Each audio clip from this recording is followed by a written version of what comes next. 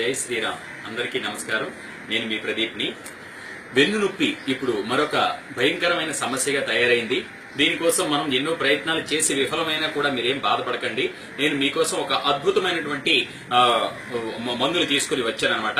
ఇది ఎంత చక్కగా పనిచేస్తుందంటే ఎటువంటి వెన్నునొప్పి అయినా ఇప్పటివరకు సమస్య క్లియర్ అవ్వలేదని కూడా నేను ఆల్రెడీ ఫోటోస్ అయితే పెట్టడం జరిగింది మన పేజ్ లో. దానికోసం ఇప్పుడు ఏ విధంగా తయారు చేయాలని మీ అందరికీ క్లారిటీ రావడం కోసం చేసి కూడా చూపిస్తున్నాను. ఒక్కసారి మీరు అబ్జర్వ్ చేసినట్లయితే దీనికి రెండు వస్తువులు అవసరం ఉంటాయి. అది ఒకటి ఎండి ఖర్జూరం. చూసారు కదా, ఇక్కడ ఎండి ఖర్జూరం మనకి ప్రతి బజార్లోనూ దొరుకుతుంది. డ్రై ఫ్రూట్ అని కూడా అంటారు దీన్ని. మరి ఈ ఎండి ఖర్జూరంతో పాటు గవ్వ పలుకు సాంబ్రాణి. ఇది ఆల్రెడీ చెప్తే చాలా మంది అది జిగురు పదార్థంగా తయారవుతుంది. వెన్నుపూసలో ఉన్న 33 కణాల పూసల్లో కూడా జిగురు నింపుతుంది అనమాట. మరి కాబట్టి ఈ గవ్వ పలుకు సాంబ్రాణి మీకు ప్రతి ఆయుర్వేదం షాప్ లో దొరుకుతుంది. లేదంటే గనక విశాఖపట్నం, విజయనగరం జిల్లాలో అయితే కొన్ని ప్రత్యేకించి మూలికలు కూడా దొరికే షాప్స్ ఉన్నాయి, వాటిలో దొరుకుతుంది. మరి కాబట్టి దాన్ని తీసుకొచ్చి పొడిగా చెయ్యాలి. ఆల్రెడీ నేను పొడి చేసినటువంటి గవ్వ పలుకు సాంబ్రాణి పొడి ఇక్కడే ఉంది. ఇప్పుడు ఏం చేయాలంటే ముందుగా ఒక ఎండి ఖర్జూరాన్ని తీసుకుని కత్తితో దాన్ని ఇలా మధ్యకి కట్ చేసుకోవాలి. కట్ చేసుకున్న తర్వాత అందులో ఉన్న పిక్కను తీసేస్తే ఈ విధంగా తయారవుతుంది. తయారైన తర్వాత ఈ మధ్యలో కరెక్ట్ గా మనకి ఒక కొలత కూడా ఉంది. ఏంటంటే ఇది బాగా పొడి చేసి దంచుకున్నటువంటి జల్లెడ పట్టించినటువంటి గవ్వ పలుకు సాంబ్రాణి పొడి అనమాట. ఈ పొడిని ఏదైతే ఉందో మన ఈ ఎండి ఖర్జూరం ఒక పక్క ఎంతైతే కరెక్ట్ గా ఫిల్ చేయాలన్నమాట. మనకి ఏ విధంగా చూడండి, నేను చేసి కూడా మీకు చూపిస్తున్నాను. ఈ విధంగా ఫిల్ చేసిన తర్వాత ఇది కొంచెం పెద్ద ప్రాసెస్ ఉంటుంది, కానీ ఒకసారి మనం మెడిసిన్ తయారు చేసేసుకుంటే 40 రోజుల పాటు ఇలా ఫిల్ చేసిన తర్వాత దీన్ని దారంతో ఈ విధంగా కట్టవలసి ఉంటుంది. మీకు అర్థం కావాలని చెప్పి నేను తయారు చేసి చూపిస్తున్నాను. ఆల్రెడీ తయారు చేసి కూడా ఉన్నాను. కూడా మధ్యలో కట్ చేసి అందులో గవ్వ పలుకు సాంబ్రాణి పొడి పెట్టి ఈ విధంగా దారంతో కట్టుకుని తయారు చేసుకోవాలి. ఈ విధంగా తయారు చేసినటువంటి ప్రస్తుతానికి ఒక 8 చేసి చూపిస్తున్నాను మీ అందరికి తెలియడం కోసం.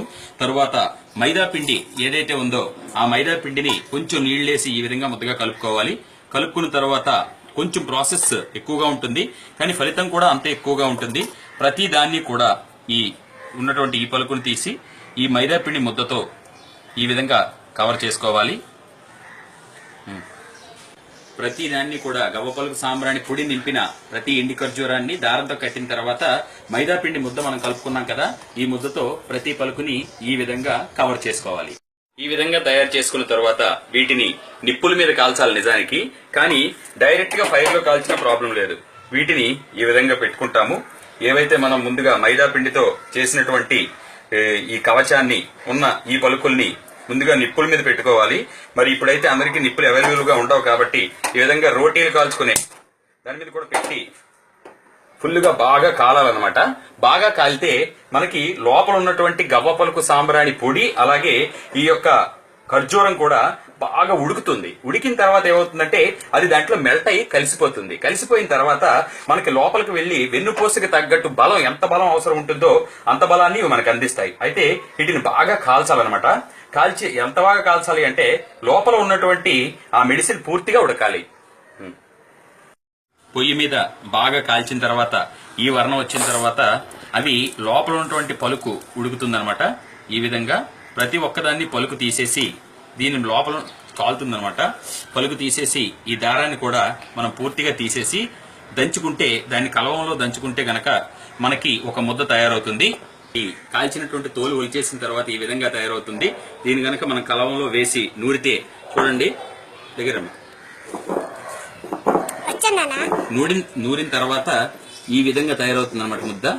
ఈ ముద్దని చూడండి, ఇక్కడ మీకు చూపిస్తున్నాను. గోళీ అంత పరిమాణంలో, అంటే ఒక బఠానీ అంత పరిమాణంలో చేసుకుంటే మీకు గోళీలు రెడీ అవుతాయి. గట్టిగా ప్రెస్ చేసి చేసుకోవాలి. ఈ విధంగా తయారవుతుంది. మీకు ఇంచుమించు ఒక 8 చేసుకుంటే ఒక 40 రోజులకు సరిపడా మీకు టాబ్లెట్స్ తయారవుతాయి. ఈ విధంగా తయారు చేసిన గోళీలను, అతి తక్కువ ఖర్చుతో తయారు చేసుకున్న ఈ గోళీలను ఎటువంటి నడుము నొప్పి నుంచి అయినా అద్భుతమైన ఉపశమనంగా వాడొచ్చు. అయితే వీటిని ఎలా వాడాలంటే రోజుకు 2 పూటల భోజనం చేసిన తర్వాత చక్కగా వేసుకోండి. అద్భుతంగా పనిచేస్తుంది. తీవ్రత ఎక్కువగా ఉంటే నడుము నొప్పి 3 కూడా వేసుకోవచ్చు. మరి దీంతో పాటు ఉష్ట్రాసనము, భుజంగాసనము, తర్వాత ధనురాసనము, ఈ 3 ఆసనాలు కూడా వేసుకుంటూ ఉంటే మెల్లిమెల్లిగా ఎటువంటి నడుము నొప్పి అయినా తగ్గిపోతుంది. కాబట్టి ఇంత అద్భుతంగా ఉన్నటువంటి ఈ విషయాలను మీరు నాతో కంటిన్యూ చేయొచ్చు. కాబట్టి ఇటువంటి వీడియోస్ మీకోసం మరిన్ని కూడా చేయడానికి నేను సిద్ధంగా ఉన్నాను. అది అందరికీ ఉపయోగపడాలనేదే నా ఉద్దేశం.